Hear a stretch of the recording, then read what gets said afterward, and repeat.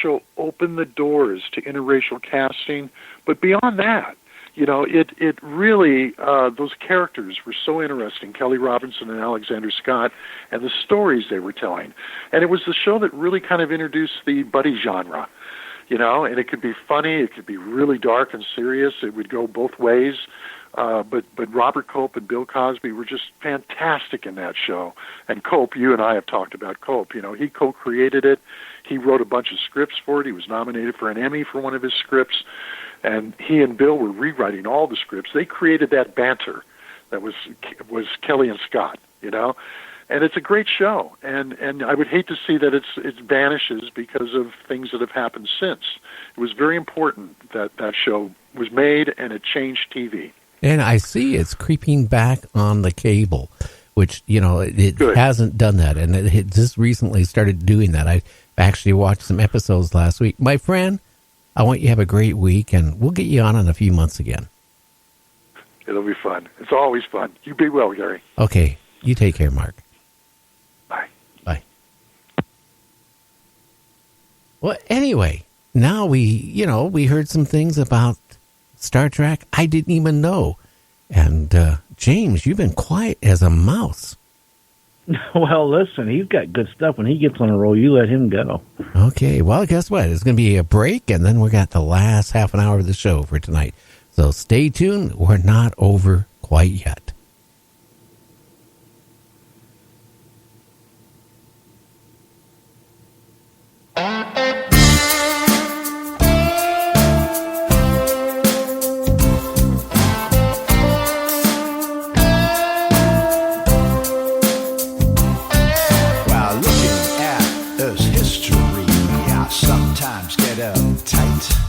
When reading all those faith-based books, all claim to get it right.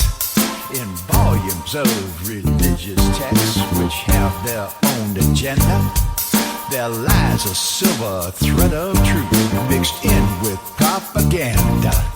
Be careful what you say to those with whom you'll be at odds, who've taken on the dogma in the pantheon of gods. Doesn't matter if you're Christian or if Islam or Hindu. Your horizons need to open to a universal view. The dynamics of change in an endless cosmic sea all need to be a part of your mind's reality. There's been more than one intrusion when you finally check the odds of rules and competition in the pantheon of gods.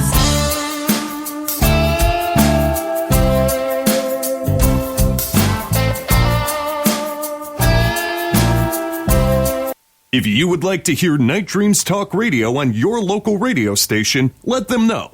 Tell them to check out www.nightdreamstalkradio.com. And thank you. Please check out the Night Dreams Talk Radio website at www.nightdreamstalkradio.com. Also, if you want to keep our show free of advertising, just hit the donate button. Give $1 or $2. Remember, all prior shows are always free to listen to. We at Night Dreams Talk Radio thank you for your support. You're listening to Night Dreams Talk Radio After Dark with our host, Gary Anderson. And that is me. Well, here it is, the last, 29 minutes of the show here tonight. James, I'll tell you, I learned a lot, even having Marc Cushman on several times talking about Star Trek. I learned more here tonight than I've learned from the other ones. I just learned little things. Oh, me too. I was blown away. I was like, time I processing the one thing, he's on to something else. I'm like, whoa, wow, I learned a lot too. Yeah, you just think how hard that was back when it was, when 67, 66, right around there when it was, or 66, I should say, when it was being produced, being hit up, with Lucille Ball about a play, TV play, Star Trek. It's something that was, you had Bottom of the Voyage, of the sea, and you had a couple other shows, but they weren't something like outer space. They were down in the ocean, inner space. To go where you're going to new worlds, new galaxies, new solar systems, and running into new things. I could just see Lucille Ball going, "Oh my God, this is what we need."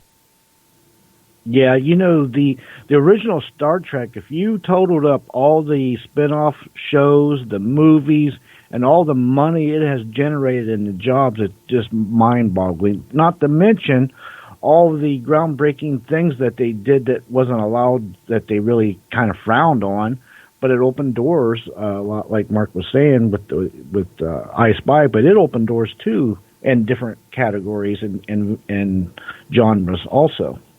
Oh, it did. You had your first interracial kiss.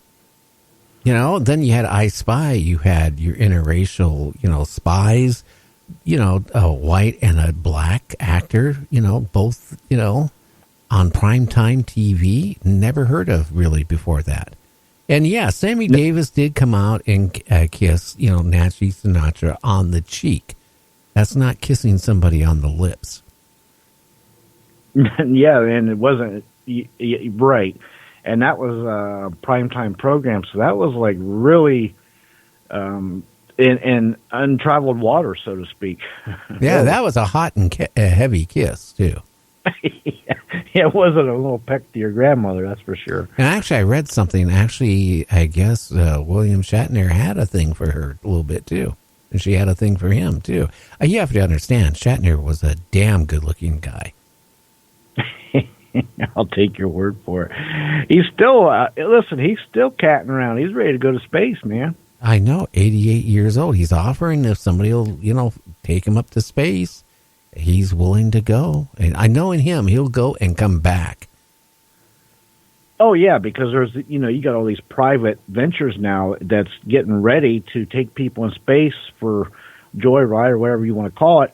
And what better publicity can you get for your initial or any flight than having William Shatner, the oldest man to be in space? Well, not the oldest man. William Shatner, Captain William Shatner. Yeah. James T. Kirk. That's who people are going to associate it with. Oh, yeah, definitely. And what would even make it better if he would wear that, what was it, like his yellow shirt there he had there. And that's another thing of Star Trek. You always notice when they would go out to them planets or whatever, whoever was wearing the crewman, whoever was wearing the odd colored shirt was in trouble. Yeah, I noticed that. But, Yeah. I like I said, I still watch Star Trek every freaking night, 7 nights a week. And then I watched, the only one I don't watch is Voyager. I just can't get into Voyager. Not because it was a woman captain. It honestly, it was not fast paced.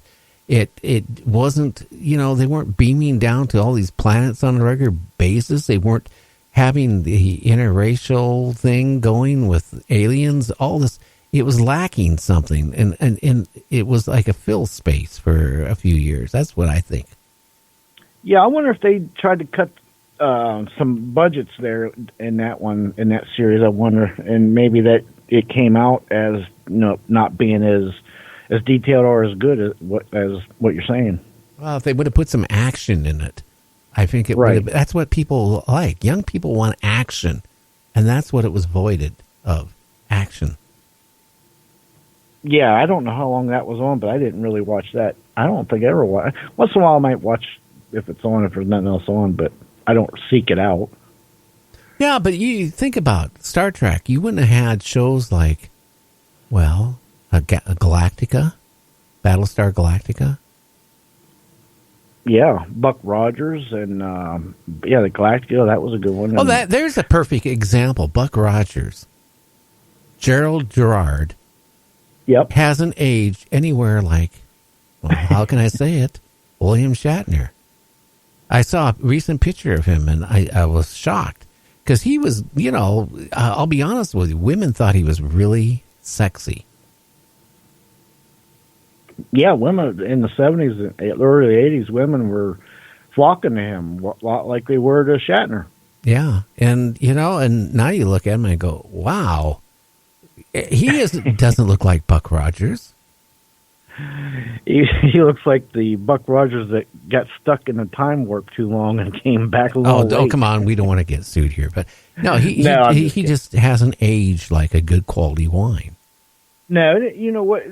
It's everybody's different. Everybody has different genes. Some people, I swear, they don't age at all, and some people that they look older than their age. But I don't know what the answer is, other than some people got better genes than other people, maybe. Yeah, like Levi's versus Lee. Levi's, yeah. Oh, we're not talking about those genes, are we? No. I'm sorry. Those are the ones that you get on too tight and you got to yank them off. Yeah. And jerk them off. Oh, you had to say that again. Hey, you better watch out when you sit down on your toilet. Listen, I'm going to have nightmares. Yeah. Oh, do you take showers? No. Yeah, I take showers. Aren't you worried about worms coming out of your shower head? Oh, no.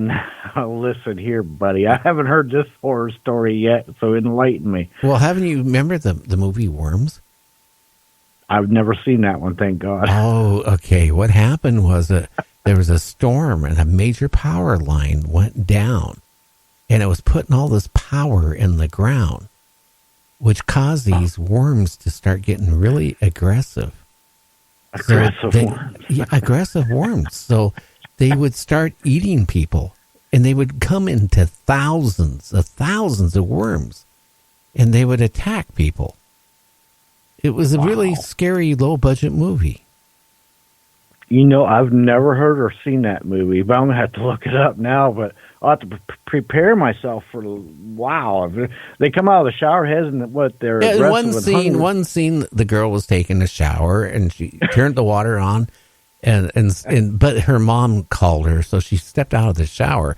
But what was dripping down was these worms, plunk, plunk, plunk. But then she decided to take a bath. Oh, now, boy. They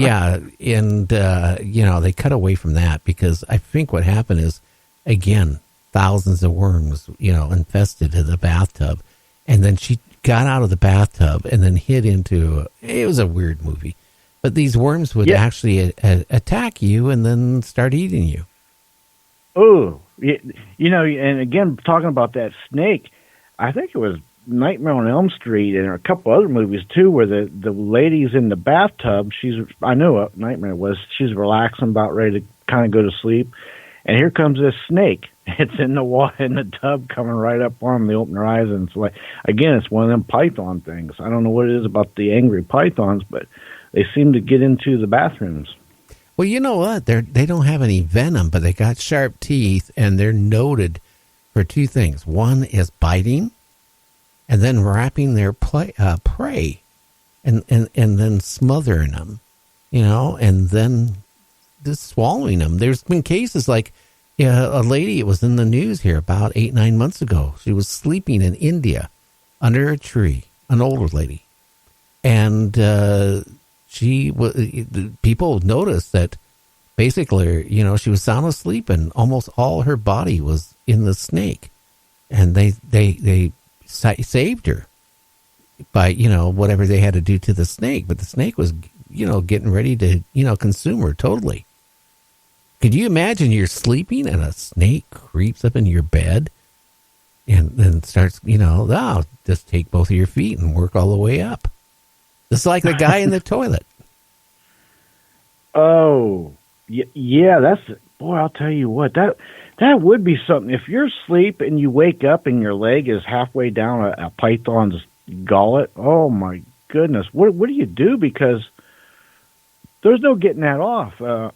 I mean, their teeth are angled backwards, and they got about 100 of them. And by that time, their jaws been unhinged, so they really got you down there. Oh boy, that would be horrible. I can't understand how they can open up their mouths so big that they can swallow, huge, like people or, even, animals, big animals. They'll sit there and, they'll slowly, in fact, they'll even, I saw one, it was very funny, started eating itself. That was a stupid snake, I can tell you that.